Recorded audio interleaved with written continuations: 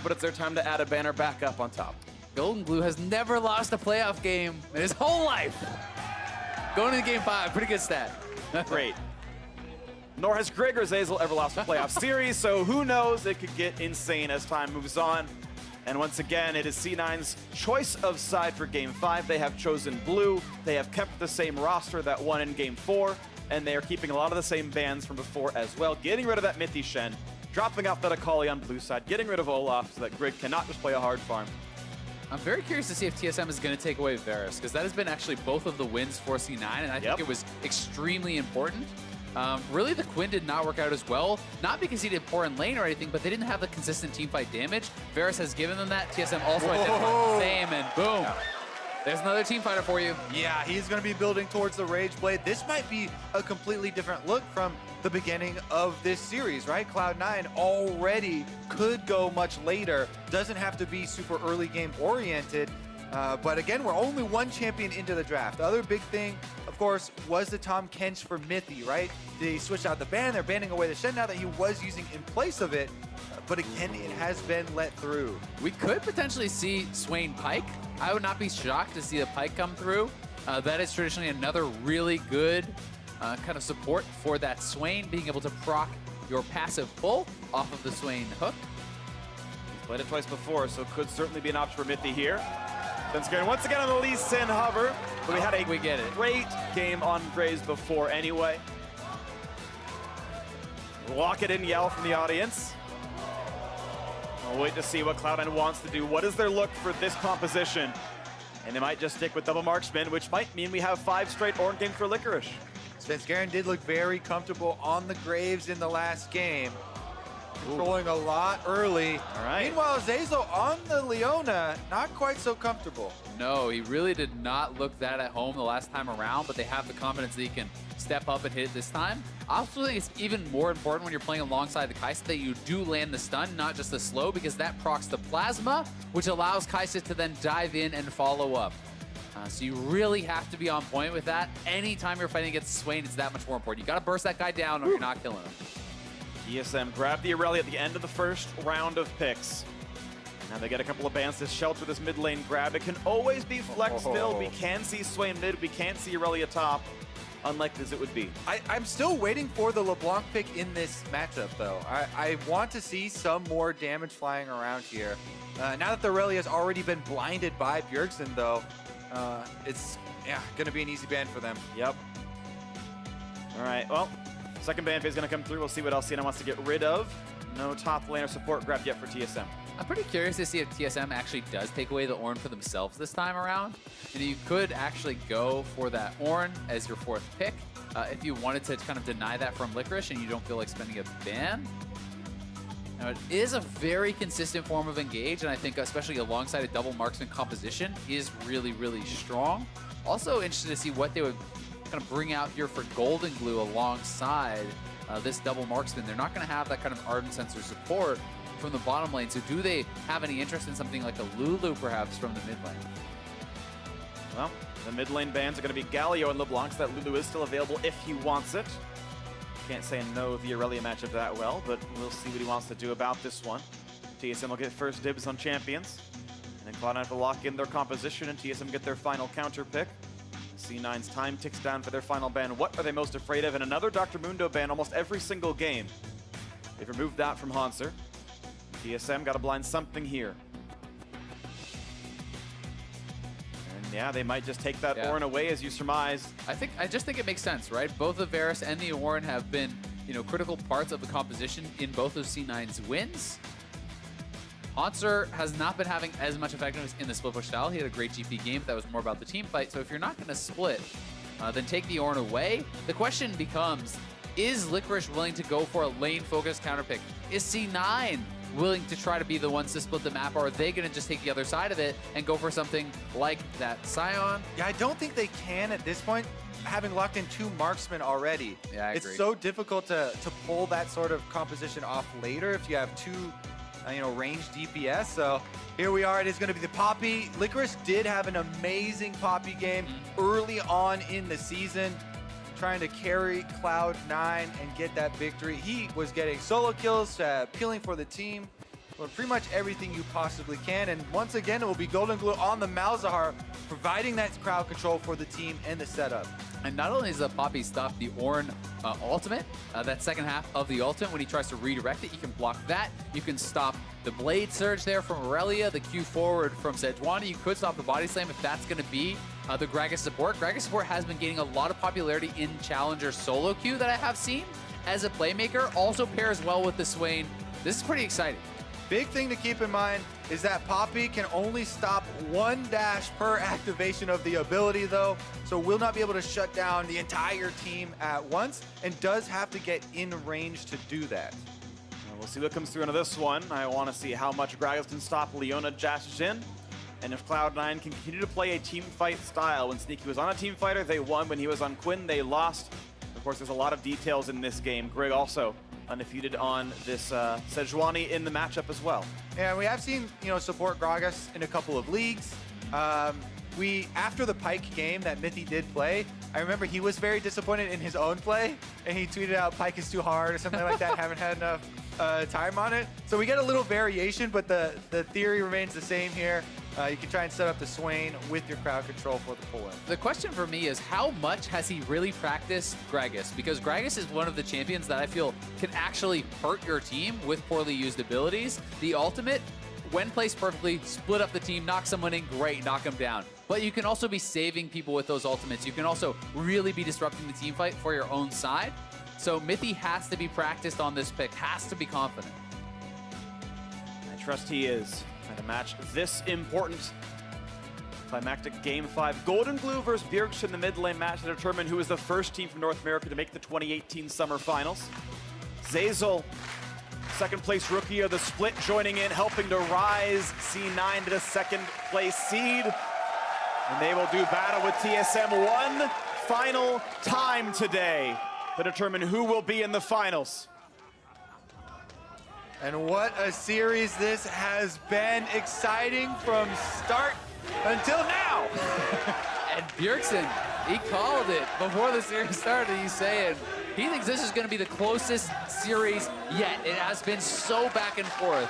No game has been dominated by either side, and it is really up in the air. Game 5, semifinals. Couldn't ask for more than this. All right, now let's focus in. Remember what happened last game in the start.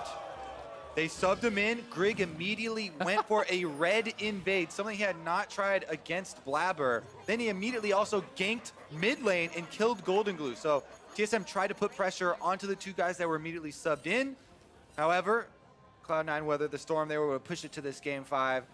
And they will be expecting a little bit more aggression now.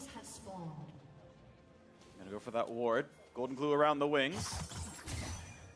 No stun to be had. All right. No aggressive wards coming out of TSM on that one. Just the one for Svenskar, and he's going to be heading towards the bottom side. He'll be leashed by his dual lane on his red buff. It's going to be a red leash for Grig as well. He'll be getting help from Hanser's Ornn. And this is really taking me back to the 2017 Spring Finals. This was actually C9 TSM. It was Smoothie back then for C9 who brought out the Gragas support pocket pick. And that was actually what pushed it to a Game 5 for them. So it's pretty cool to see this come full circle. It's a Game 5. It's now TSM bringing out that support Gragas. Looking to push Cloud9 out of the playoffs and themselves into finals. Be the first team there, awaiting someone in Oakland.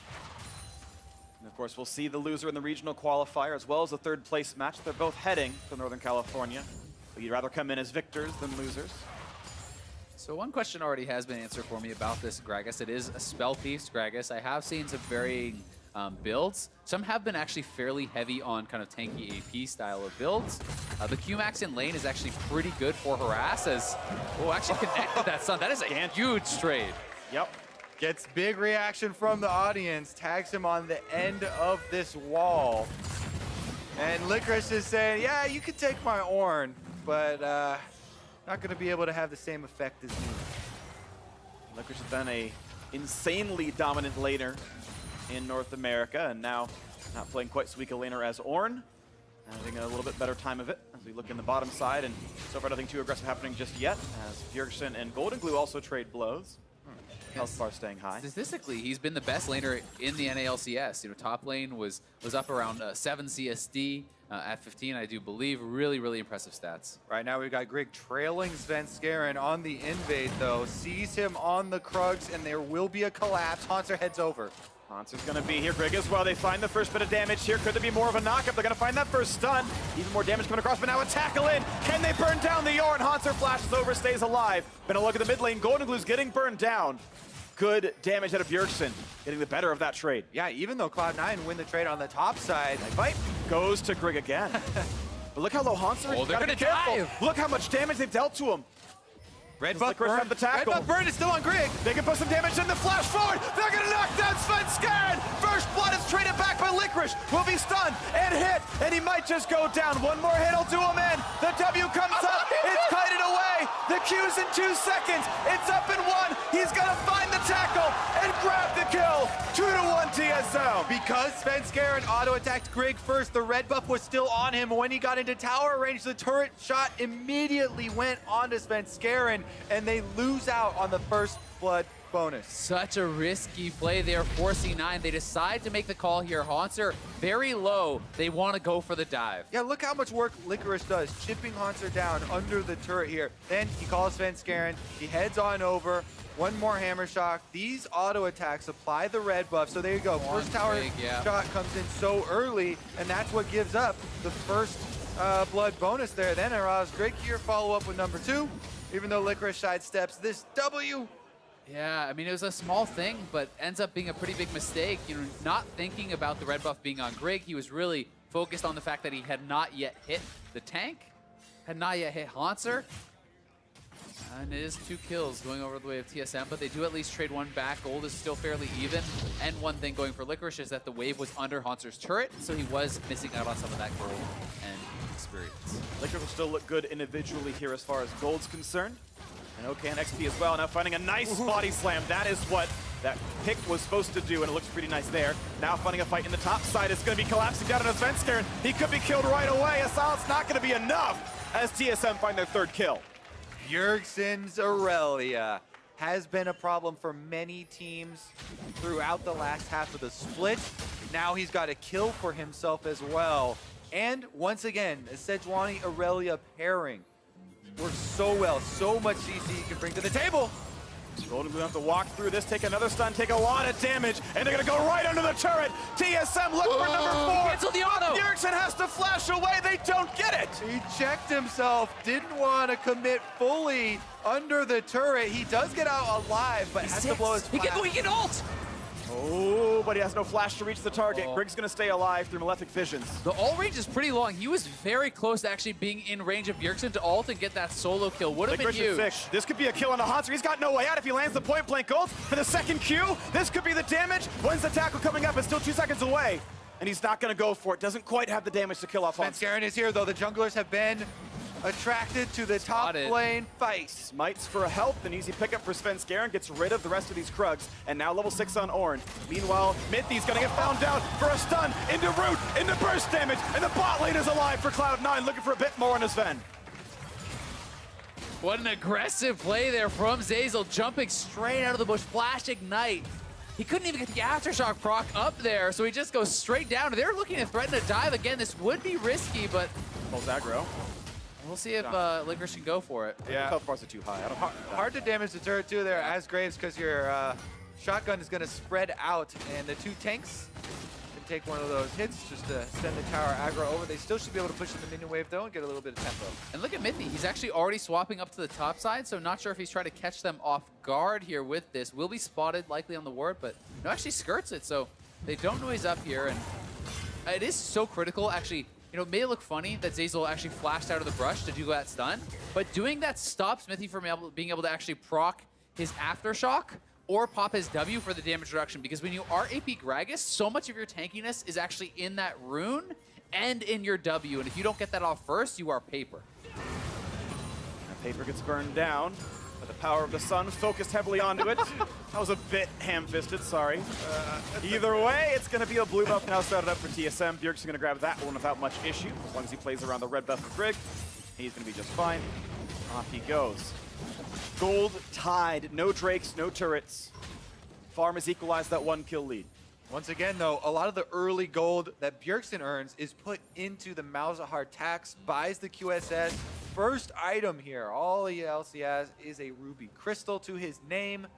And trying to look forward to not dying to Malzahar ult coming through in the mid lane. It's a good thing to look forward to. I look forward to it every time Malzahar ults me. Clean that ult right off, walk away. And ooh, a nice little knock up there as Hanser gets the better side of one of these trades. The farm lead, though, still 18 for Licorice's favor. Yeah, really big, honestly. And you are kind of seeing a bit of a difference in the lane strength of these two players.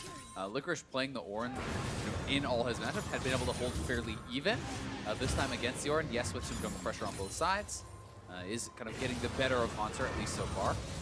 And this is a super interesting matchup, right? We have had Hanser, who always used to be the best North American top laner for native players. Now Licorice, new guy onto the scene, explodes onto Cloud9 in spring, earns Rookie of the Split in his debut, and this split in the running for MVP. Absolutely great performance from him. Right now, the Ocean Drake going to be going over to TSM without much of an issue. No one's going to stop Grig, as the bot lane is holding equal. Actually, Svenskar now heading down, but didn't do enough in time. 2,000 health left in this Drake, and Aurelia's right behind them. Here's a good show for this one, but so for the rest of the team. This is going to be the fight. They're going to look for the stun on the Golden Glue. He jukes away from it, and Svenskar picks up the Drake, and the re-engage now comes in, looking to burn down Sejuani, but Grig is too tanky. Golden Glue will fall. TSM pick up that kill as a result of that steal.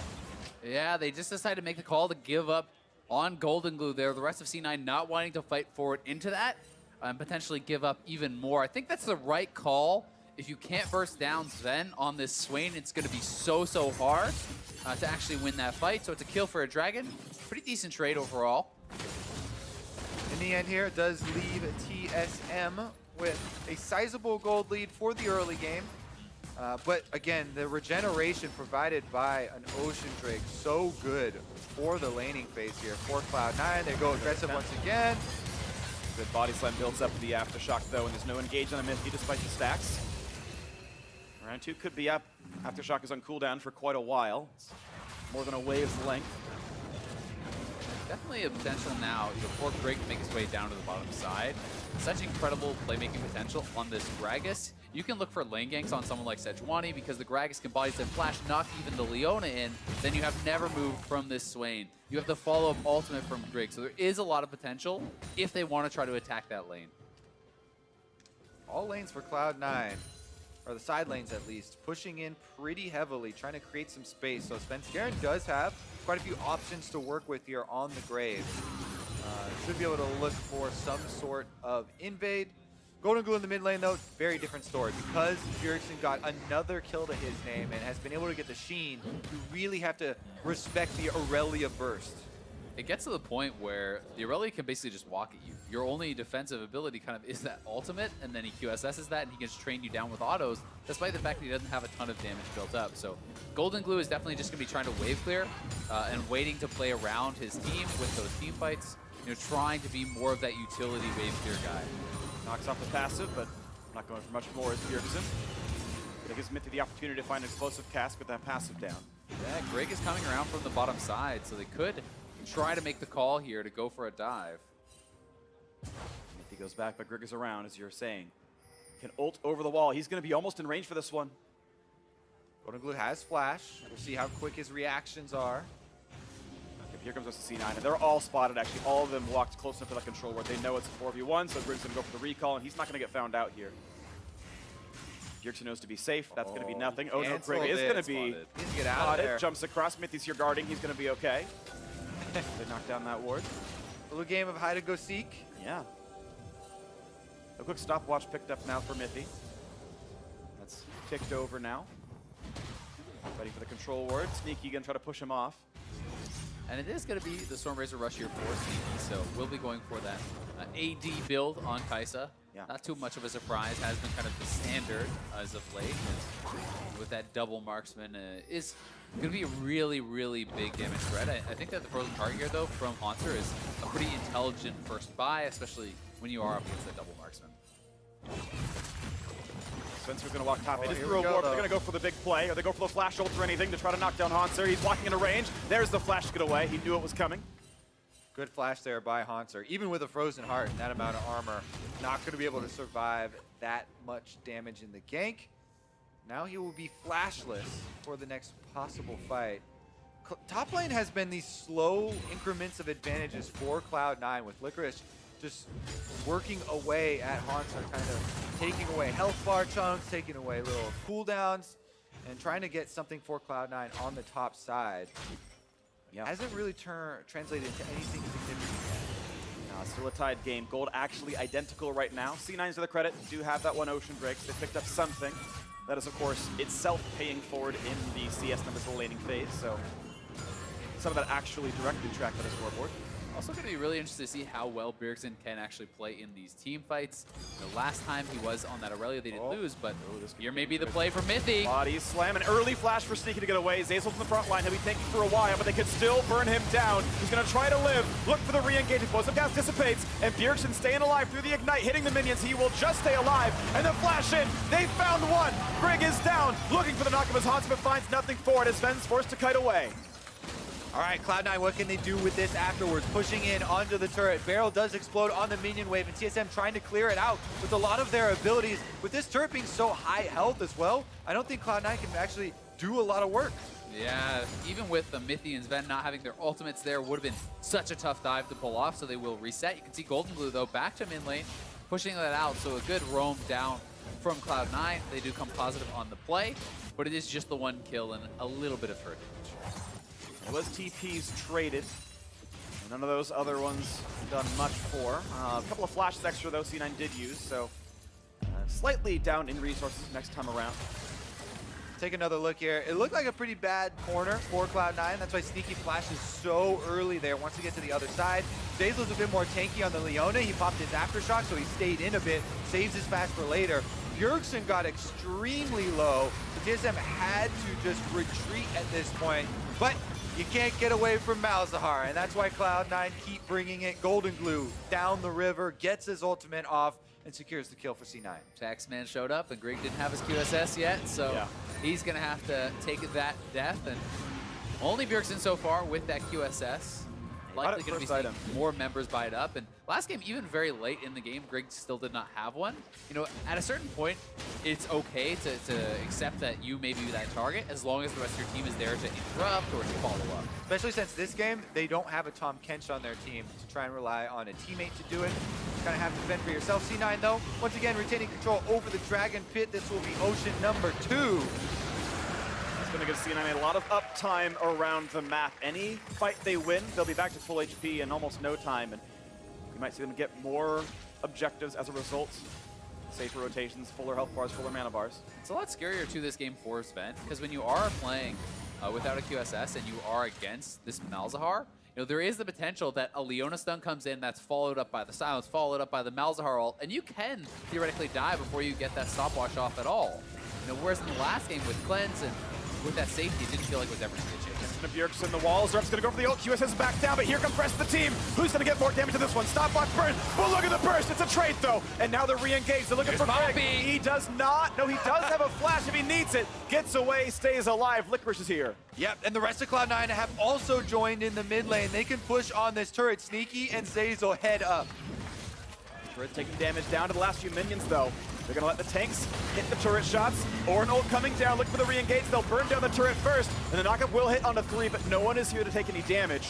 C9 grab their first turret of the game in mid lane. Really nicely done there by C9. You know, Licorice comes down. They go 1-for-1 in the 2v2, but Licorice shows up first. They use that for the turret pressure, and they are now up in the gold. Here it is once more. Bjergsen does have the QSS. Svenskeren is lying in wait, and is going to start out this fight. Bjergsen gets off the Malzahar ultimate with the ult of his own. QSS is that ult, but Svenskeren, when he dashes up, he got disarmed for a second by going through Bjergsen's ultimate. So they go down at the exact same time, 1-for-1. Still though, Licorice, the earlier roam, forces the flash out of Greg, allows him to get that turret. And he's behind him, and C9 is actually roaming up. Surprise, it's a Poppy in the bush, but... Assassin Poppy from Licorice. Yeah. That Bomby Cinder, so much damage. No Triforce yet. He'll get there eventually. That's the right build, obviously. Either way, mid lane getting cleared, no problem now. Golden Glue having a pretty decent game as far as farm is concerned. Bjergsen has hit his power spike of Trinity Force, got that fairly recently, but has yet to find those kills with the item. You can see on the player cameras how intense these guys are. The Game 5 pressure is fully in effect, and Cloud9 are getting hyped off of the lead they started to open up here with that first turret kind of opening up the map. Mid turret is so critical, allowing them to now get some of these deep wards you can see in the jungle. And it's really a lot of pressure on Bjergsen here also, starting with 2 early kills on the Aurelia. He's on this aggressive pick that he's been so good on. He needs to have a big impact on this game. If you're not effective on the Aurelia in this one, that's it. You're going home. You're not going to be playing in the finals. And he's had the opportunities. Yeah, Sven did not get a 4 kills so early on in this game that he can output the same kind of damage on Swain as he did previously. So they are going to have to focus their efforts. I think you had a good point with the Gragas ultimate as well. There's so much variance in that champion and in the possible plays you can pull off. All that time spent for Herald gave C9 a lot of time in the bottom lane. They knocked down bot out of it. Hitting 2-2 right now, and Golden Glue waiting in the fog of war. Mid the overextends.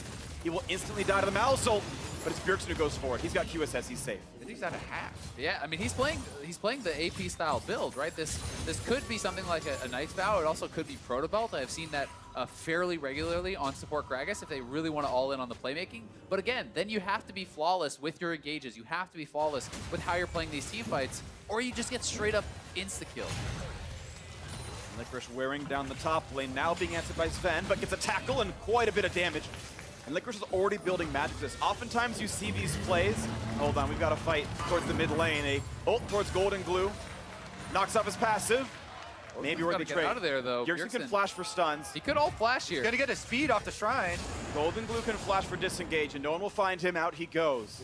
That is a big cooldown now missing. Golden Glue, it looked like he was playing with fire there, walking back into a dangerous spot, but he draws 4 members of TSM, uses their time, while his bottom lane takes a turret uncontested. 3 turrets to 0 It's now. 4. Oh no, Licorice has to walk away. The turret will fall first, and there is no engage. This gold lead, 4,500 gold now. Sneaky is getting dangerously close to this Rage Blade here. Only needs a couple hundred more gold, and he will be off to the races on this late game teamfight carry. Already has his support items purchased up here. We have the Zeke's Convergence done as well. He's going to be a monster if they can't get to him. TSM have their eyes on Sneaky, looking to lock him down with some of that crowd control.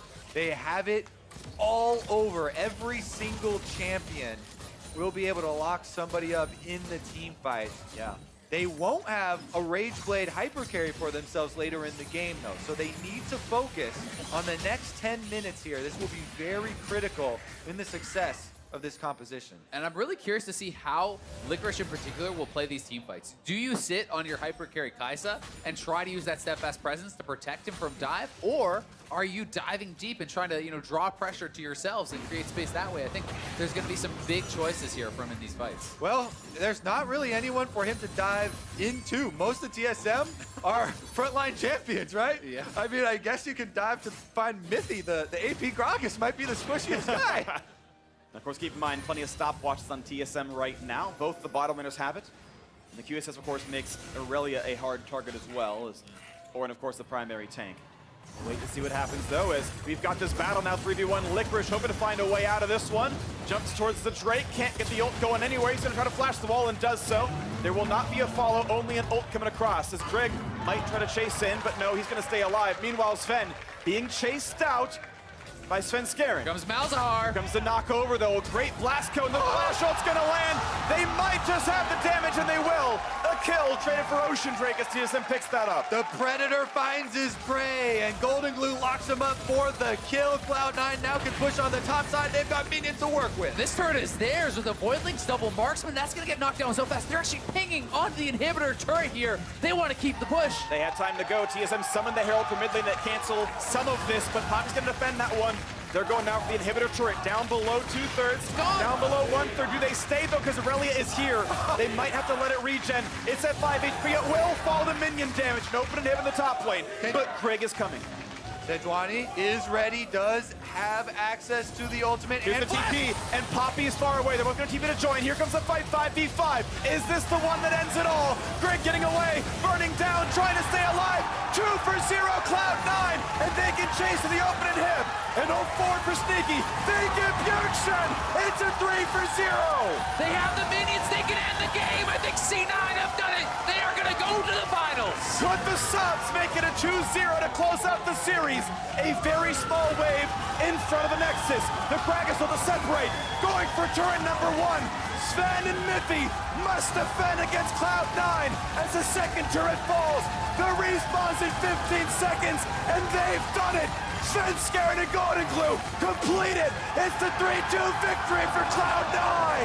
Can you believe it? The miracle has been completed. Cloud9 from last place to the finals in summer of 2018. They break their streak of being knocked out by TSM. 5 BO5s in a row. Black and Blue has lost to Black and White. TSM, for the second time ever, are denied the finals, this time by their oldest nemesis in Cloud9. And what a wild ride it has been for this team. 7 players utilized in this semifinal matchup. Even more over the course of summer. So many difficulties they've had to work through. But it was all for this moment, and they will be in finals. They have secured their spot. It has to be an absolute dream come true here for Svenskeren and Golden Glue. Svenskeren taking down his old team. They kicked him off of TSM. He joins Cloud9. He knocks out his old team on the way to the finals. And Golden Glue playing up against the greatest player in NALCS history, historically, Bjergsen. Oh, yeah. Comes down to the last 2 games. Elimination games. He wins them both. A player known for choking, Golden Glue, known as one who could look good in practice and never good on stage. In his most important games ever, steps up, plays his role well, takes over 2 more wins. Played his role well, took the crown strategy, picked Malzahar into Faker. Got to give some credit as well to the rest of the squad. Sneaky and Zeyzal consistent throughout the series. Licorice in those last 2 games, so many key plays on the Orin, on the Poppy. He was there when the team needed it. He had the better teleports, and Cloud9 are a deserving team. Licorice is a North American all-star player. Yeah. For sure. This is his first year, and he has been outstanding.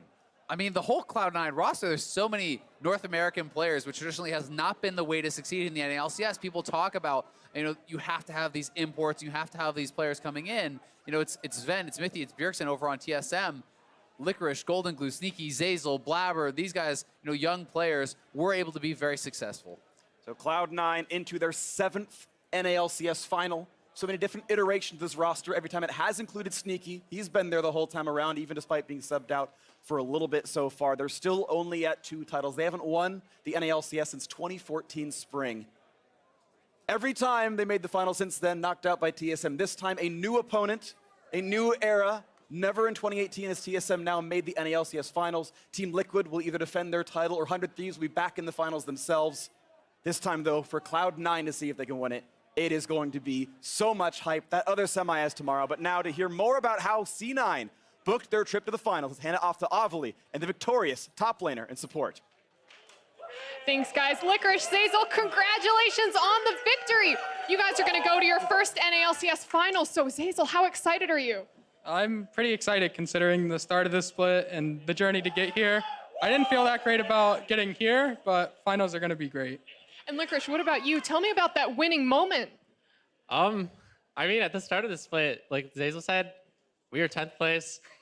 Like a 2nd place finish to get a bye here was already crazy. And then like going to finals is just like amazing, actually. So I'm just so happy.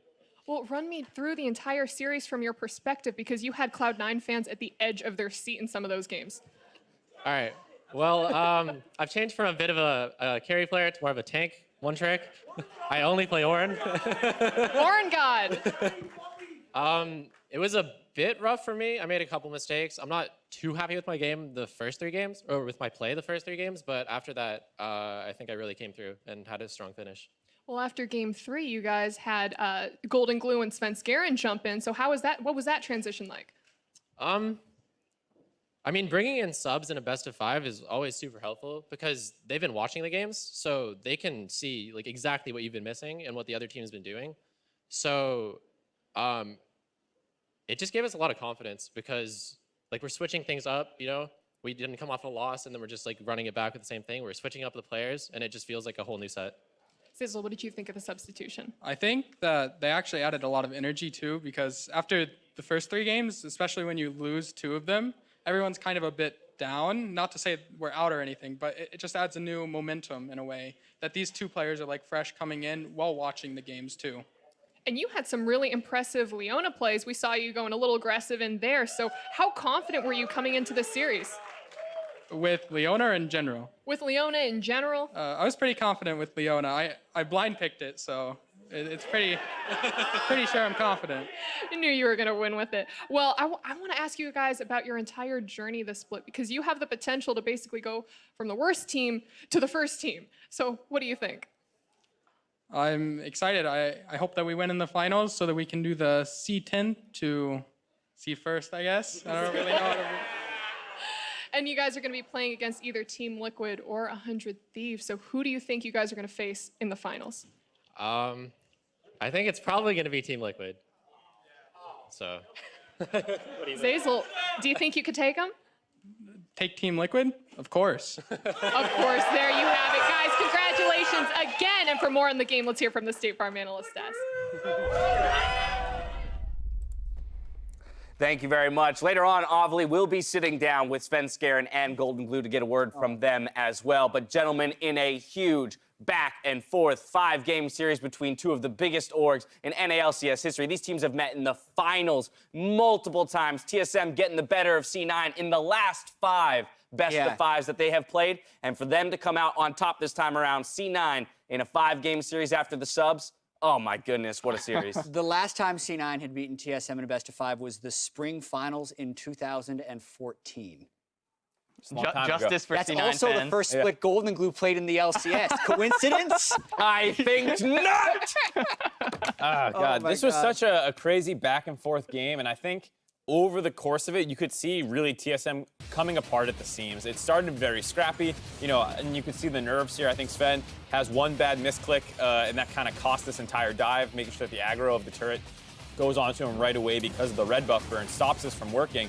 And this kind of stalled out a lot of the good top pressure that Licorice had built up for himself. But we got the player come after this one, and Licorice actually was kind of smiling it off, which I thought was a really good mental to have in this situation. I've seen so many other players in Game 5. You had a great sound effect that I can't replicate. Something like that, if I recall correctly. I mean, that's what Golden Glue would normally be doing when that dive happens. Yeah, we talk about TSM coming apart at the seams, but those couple early plays actually made it look like maybe C9 was the team in trouble, but really they had the resilience to push forward and ultimately come back in this Right, game. the fact that it was so scrappy, and then there was a sequence of events where after breaking mid-turret, TSM randomly kind of went to Rift Herald, lost their bot lane turret, sent way too many people bottom, Licorice starts chunking out top turret, and then they re-go back down to bot turret, grab the inner in the top one. And then this is another play where it's just full-on, it felt like TSM were out of it mentally. Their communication was completely off after like 15 minutes. It definitely seemed like they were starting to get desperate, especially this play. They're just trying to chase them down after they lose their inhib tower.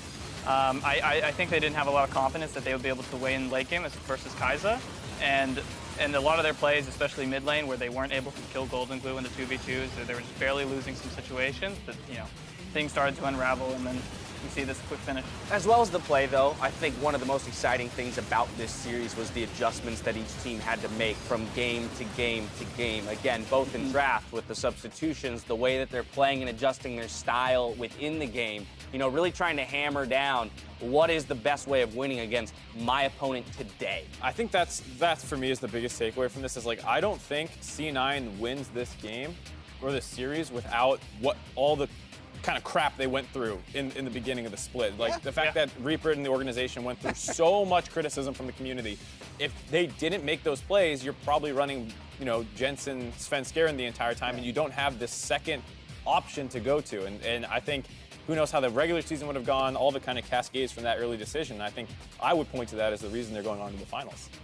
I mean, they said themselves. Not the tilting practice, the fact they can change things up. Yeah, they have kind of a second win now in the seven-man squad, and I think it kind of makes it difficult for teams. We heard it from Licorice and Zeyzal themselves, right? The idea that, hey, we could be down in the series 2-1, but you've got two guys who have had the ability to watch the games from a different perspective, come in fresh-faced, you know, with a totally different mindset, and that kind of gives everyone a second win, regardless of the fact that they're behind. Yeah, and so often in substitute situations, the sub feels very performance-based.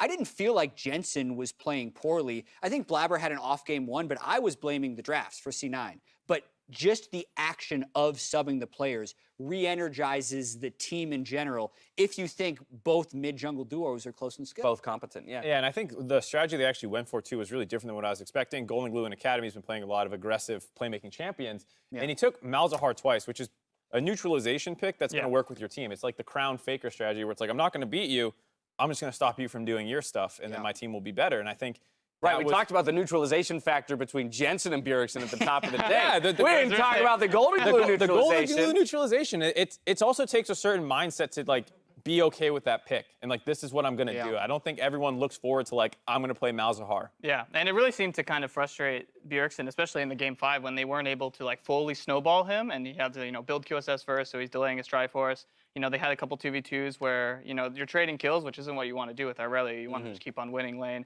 keep on hitting tower. And, yeah, they were able to fully neutralize Bjergsen. Amazing. Yeah, we'll expand on our discussion in just a bit. For now, though, we're going to throw it over to Avali, Golden Glue, and Svenskeren. Thanks, guys. Guys, congratulations on that win, a full 5-game series. I mean, Golden Glue, first things first, tell me about the moment that you guys were both told that you would be put in. Honestly, I was pretty nervous because the way that the series was going before you went in, it looked like it was going pretty good for us. We had a couple scenarios in the game 3 that the game suddenly turned away from us. So I had to get ready to play on stage very quickly because I was kind of expecting for us to 3-1 them at that point. So I was pretty nervous, and you know I knew I had no losses to no backup, so it was a lot of pressure. Yeah. And Sven, at what moment did you guys know that you guys were going to be put in? I mean, basically it came to no surprise because me and Golden has been playing in the scrims with the main team, and Reboot has been telling us every time we're going to be put in if we go 0-2. Like if we get 2 losses, we're going to be put in. So I think me and Grayson's playstyle is just a bit more consistent, and the Silence can play more aggressively, kind of. So, yeah, we knew we were going to get subbed in as long as the game went TSM's favor. And it was a pretty intense match. If you guys had lost, you guys were out. So I know you mentioned that you were nervous, but Svenskeren, what about you? Yeah, I mean, I got a bit sad after we lost the game 3 because I kind of thought it looked like Jensen and Bauer were just going to smash them, right? So I got a bit nervous too, but yeah, I mean, Reboot prepared us for this case, so it was fine for me. And this was actually also a bigger game for you as well, going up against your former team and ending their playoff run. So how important was the game to you? It was definitely important. Both that was against TSM, and it was me back on playoffs again. Since I got subbed out during the regular split, I just took a lot of time to just try to improve my individual skill. And in Academy, I had a lot of time to just play for myself, kind of. And you can see in these games where I saw the games before I got subbed in, and I could see that TSM are not really doing anything proactive. So I could just take a lot of time to just farm up on Graves and just become super strong. So I would just be another carry in the late game. So yeah, we just kind of knew they weren't really doing anything proactive. So we just had to scale. And I know you guys are the NA World Champions for Academy. I know we meme about it a lot, but what did Academy really do to help you guys prepare for today, Golden Glue? I would say the thing that it's helped me the most with is just playing a best out of 5 because BO5s are exhausting relative to BO1s. Like playing one game quick, you kind of have your set ritual for a best of 1, but for a best of 5, it's a lot different because you could be playing for up to 5 hours. So the experience that I got playing in Academy and best of 5s was, I think, pretty useful for coming in. And even though we didn't play a full BO5, we still played multiple games. So I thought it was pretty useful to have that experience. Svenskeren, what about you? Yeah, I mean, there's just more stage experience. Like, even though it was against weaker opponents, we still get to play on stage, and every game on stage is different than playing at home. So definitely just more practice for us. And what's your guys' working relationship with both Blabber and Jensen, and how do you guys help each other grow? I would say our working relationship is pretty good with them. We have different champion pools, slightly different champion pools, and like slightly different play styles. So we get to learn from the alternate play styles that they have. So I think it's pretty useful for both them and us to be able to learn from each other's play style. And I think it's pretty nice working with Jitten because I think he's like the best mid, if not the best, one of the best mids. I think we probably have both of the best mids on Cloud9. So it's really fun working with him. How about you? Yeah, I mean, working with them is just pretty nice, I guess, because we have kind of before I got subbed out from Blabber, we had a super different playstyles because he just plays super aggressively and he doesn't really think about what he does. So the opponent team can't really react to it because he just goes ham, right? So definitely something I've learned a bit from him is just like take more risks and just not really think too much about what to do. And I actually hunted down your mom this time and we did a quick hit with her and she was just talking about how proud she was of you and what's it like she watched you in academy but she also watched you today in the LCS semifinals. So what's having that support like? Yeah, I mean, when I first walked on the stage, the first person I saw and heard, it was very loud, was her screeching, you know. It was, it was pretty fun, and I'm glad I got to play when I got to play 2 best of 5s when she was here, and she's also gonna come out to Oakland to support me there too. So it's been really great. Well, you got to give her a show. Who do you guys think you guys are going to take on in finals in Oakland next week? I think it'll probably be Team Liquid. It should probably be a pretty close series. I think they're both pretty good teams, but their matchup against each other, Team Liquid has come out on top more often, so that's who I'm going to go with. Same thoughts, Team Liquid? Yeah, double F1v9. And I want to beat them in finals, so I hope they make it. Double if 1v9, beat them in finals. Guys, thank you and congratulations again. And for more, let's hear back from the analyst desk. Thank you very much, Avali. TL across the board is the call for the C9 guys. That's who they think they're going to meet in the finals. Of course, that semi coming up tomorrow. But I want to continue our conversation about these guys, this squad that we'll be seeing in the first place match next week in the Oracle Arena. I mean, what a massive transition this team has made. And hearing the way they talk about the way they've utilized their time away from the main roster, right, in the academy scene, saying, hey, we're using that as stage time. It's a different type of game than you play when you're at home. We're utilizing the best of 5 practice that we've gotten in the playoffs to help us with that, you know, mental fortitude and stamina when it comes to these best of 5s. I really like to see what this C9 organization has done over the course of the year to build a roster that is larger than just 5. I think the other thing that they mentioned in there that I found really important was being able to go into academy and, like Sven Skaren was saying, play greedier. Like it's hard to experiment in a team full of people who are losing matches in the LCS and say, like, I want to try this thing to be like a different way that I'm going to try approaching the game and convince people that that's what you're going to be able to do. But I think in the academy scene, it's much easier for him to be like, I'm obviously a veteran, I've been around a long time, and I'm now going to use my time here to practice more greedily and play less for the team a little bit. And I think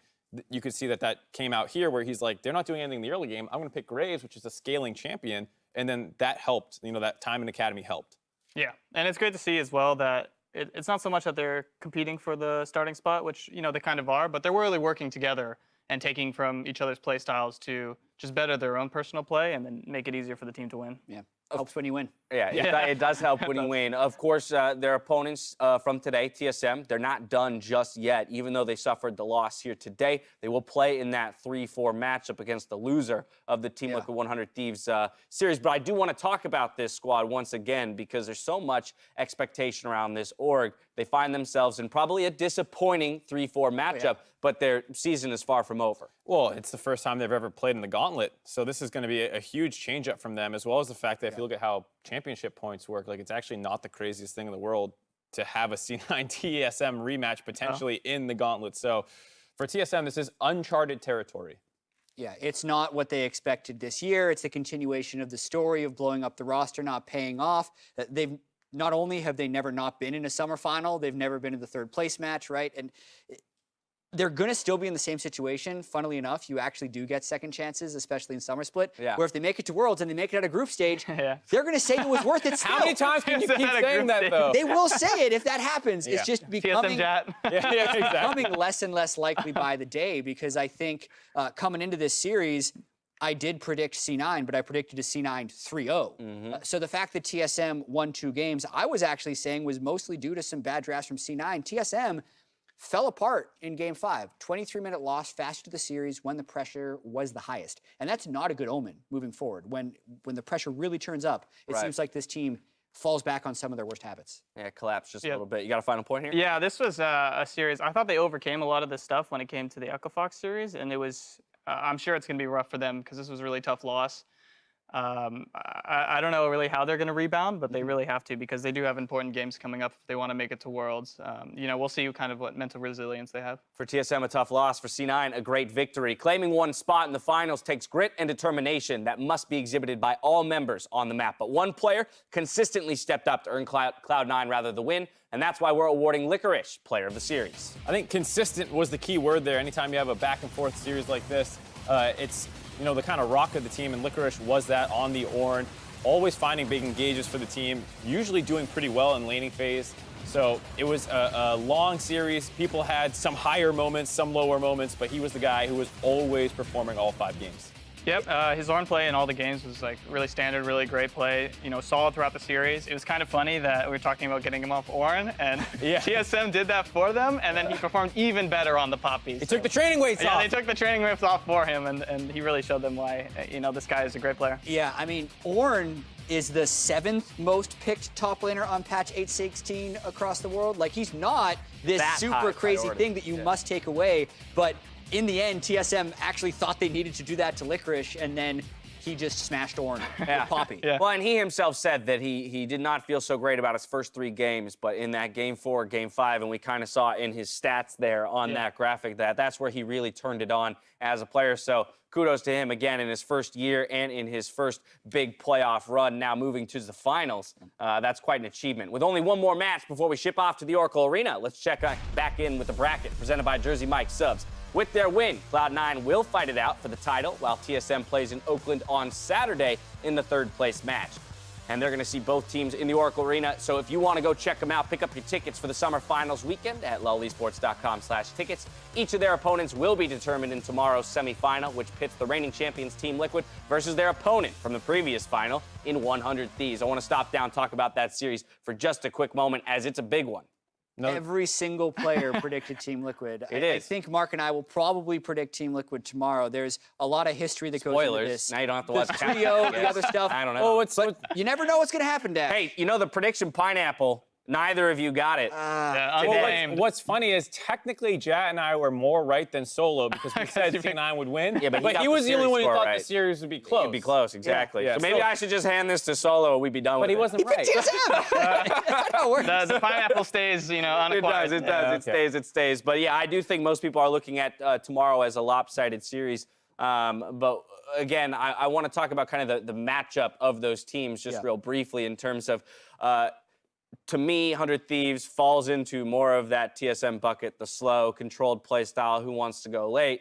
Team Liquid, how do we expect them to attack that and expose it if we expect it to be so lopsided? Well, I think both teams have a pretty similar primary carry in their 80 carries, but we just have seen historically Doublelift gets the better of Cody time and time again, and that makes it very difficult when you match up in terms of your strengths, but one team's just stronger at those. And so I think someday might be the X factor a little bit people are looking at, but it does feel like you're putting so much weight on him then. Yeah, Sunday really needs to be the guy tomorrow if they're going to want to go over the hump, because I know that 100 Thieves likes to play slow, they like to play late game, but Doublelift is the late game 80 carry, and I think he'll be able to pull his weight when it gets to that point. But if Sunday can kind of have that MVP type of performance, then I think they can win. A bunch of first team all-NA LCS players in tomorrow's semifinal, so we'll see which one of those can perform on the day. Now for myself, the casters, the entire live broadcast crew, thank you for watching, and we'll see you tomorrow for more of the NA LCS. Good night.